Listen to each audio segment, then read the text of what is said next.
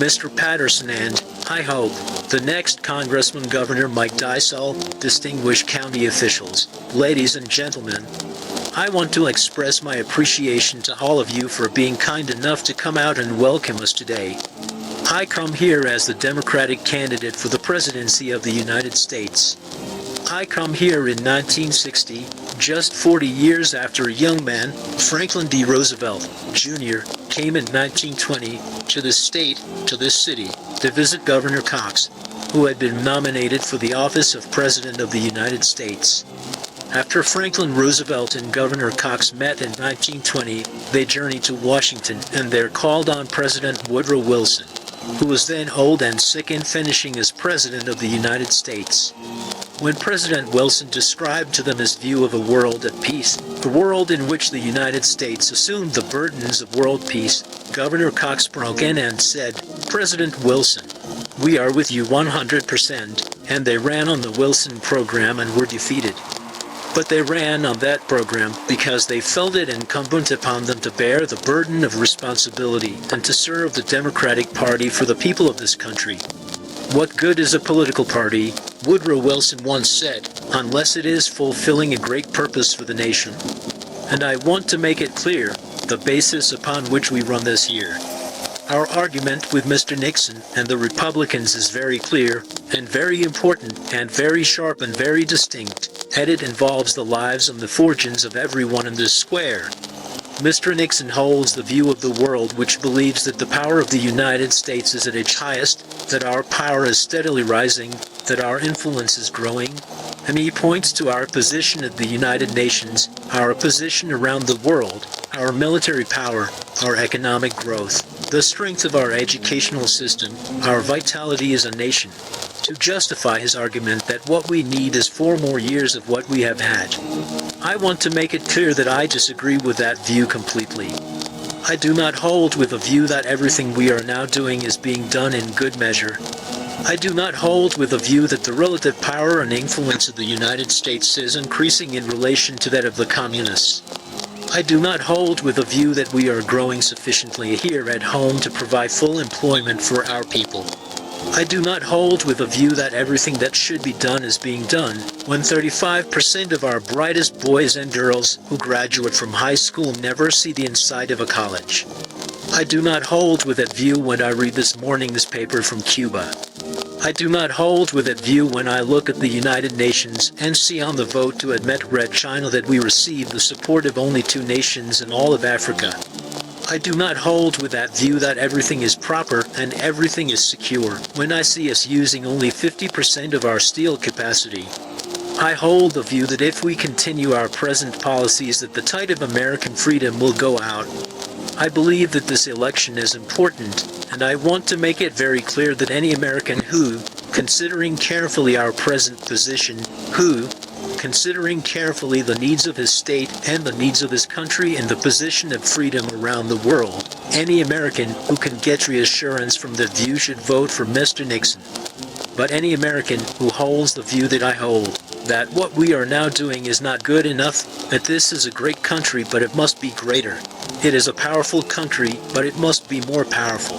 Who holds the view that the tide of history can only move in our favor if we move here at home. Who holds the view that the power of the United States in recent years has not grown sufficient to our needs. Who holds the view that the image of America as a strong and vital and revolutionary country has begun to fade around the world, and that too many leaders in too many countries begin to look now to the East for the solution of their problems. This is the issue. It is as important an issue as any this country has faced in the last 100 years. If Mr. Nixon honestly believes that this is the position of our country in the world, then in my opinion he's either misinformed or he misleads. Because you cannot possibly be a citizen of the United States, as Governor Rockefeller pointed out so many times before the Republican convention. This country needs to go ahead. This country cannot be satisfied with being second best.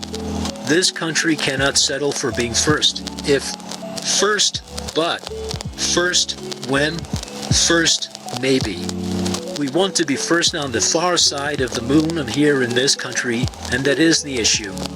As long as there are Americans who want to work and can't find it, as long as there are 15 million American homes which are substandard, as long as some of our brightest children never get to realize their opportunities, as long as there are some Americans who, because of their race or their color, are denied their chance to develop their talents and that of their children, as long as those people to the south of us in Latin America, Africa, and Asia, who stand today on the razor edge of decision and wonder whether they should move east or west.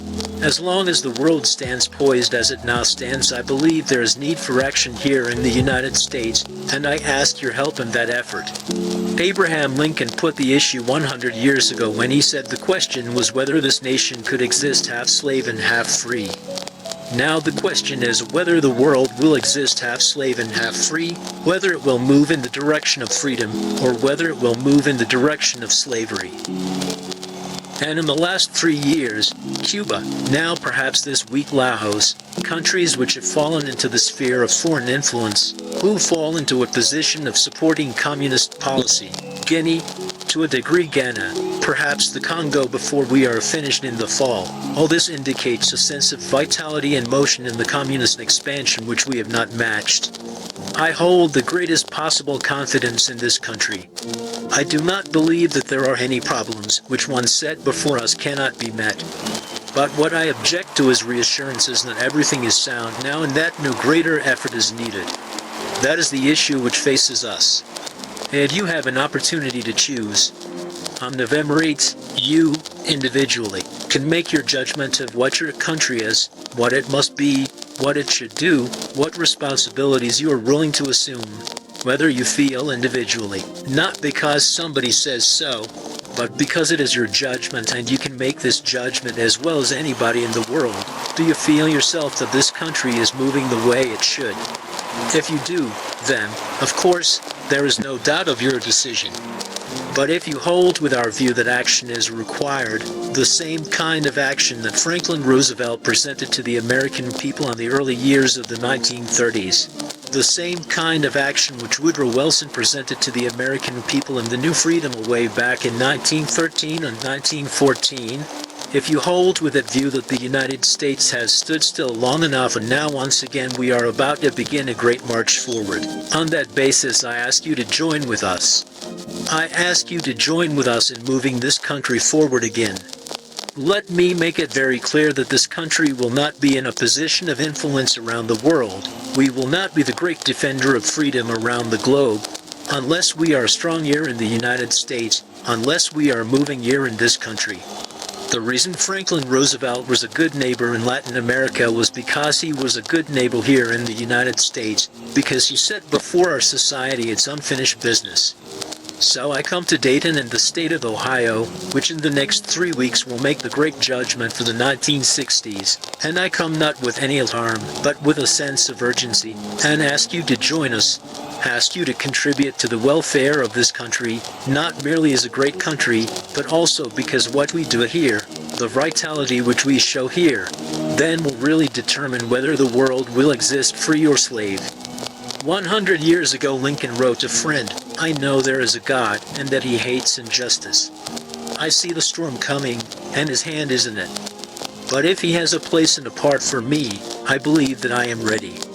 Now, 100 years later, we know there is a God, and we know he hates injustice, and we see the storm coming. But if he has a place and a part of us, I believe that we are ready. Thank you.